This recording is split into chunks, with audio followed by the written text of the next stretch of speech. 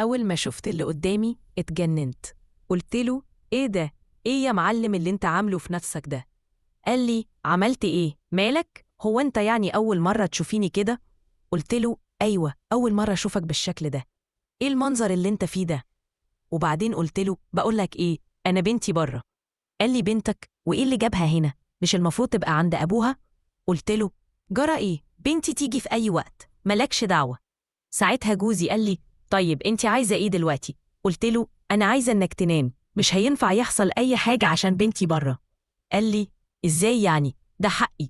بصراحة وقتها ما كنتش عارفة أعمل إيه. قصتنا النهاردة حاجة محدش يتخيلها. تاني يوم الصبح وأنا بحضر الفطار لقيت بنتي عمالة تبصيلي وتضحك. قلت لها: جرى إيه يا بنتي؟ بتبصيلي كده ليه؟ قالت لي: بصراحة يا ماما أنا سمعت كل حاجة امبارح.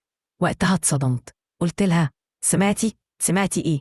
قالت لي: كل حاجة، لدرجة إني تمنيت أكون مكانك. اتخضيت من كلامها وقلت لها: إيه الكلام اللي انتي بتقوليه ده يا بنتي؟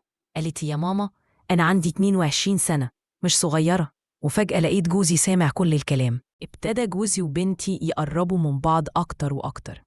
بقوا أصحاب بيقعدوا يسهروا سوا، وأنا قلبي بيقع من الخوف. كنت طول الوقت قاعدة معاهم عشان أطمن إن ما يحصلش حاجة غلط، بس في نفس الوقت كنت حاسة إن في حاجة بتتغير. واليوم ورا التاني الوضع بيزداد غموض. وهنا تبدأ الحكاية التانية. أنا اسمي سارة، اتجوزت واتطلقت من 3 سنين علشان ما بخلفش. رجعت أقعد في بيت أهلي مع أخويا جلال اللي عنده 23 سنة.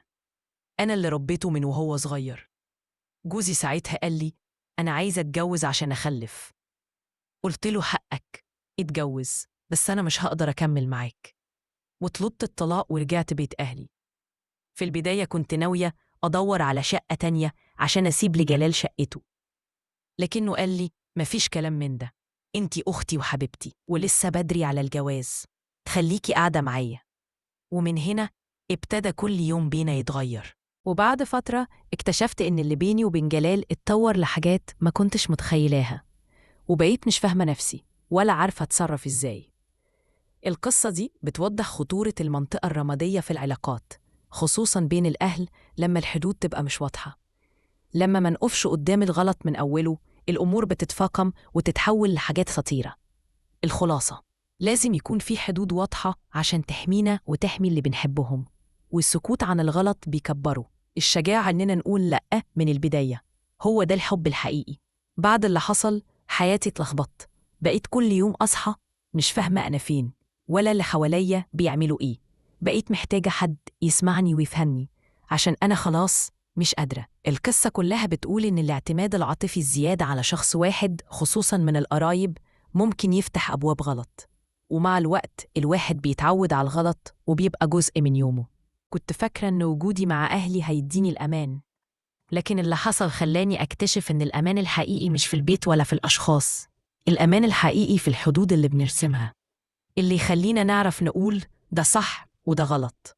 والنهاردة أنا بحكي لكم حكايتي عشان تتعلموا من غلطي. ما تسكتوش على أي تصرف يضايقكم أو يحسسكم إن في خط أحمر بيتعدى، لأن السكوت مش حل، السكوت بيكبر المشاكل. أنا دلوقتي مستنية تعليقاتكم ونصايحكم. قولولي أعمل إيه؟ إزاي أرجع حياتي زي الأول من غير خوف ومن غير تضييع؟ الخلاصة والرسالة: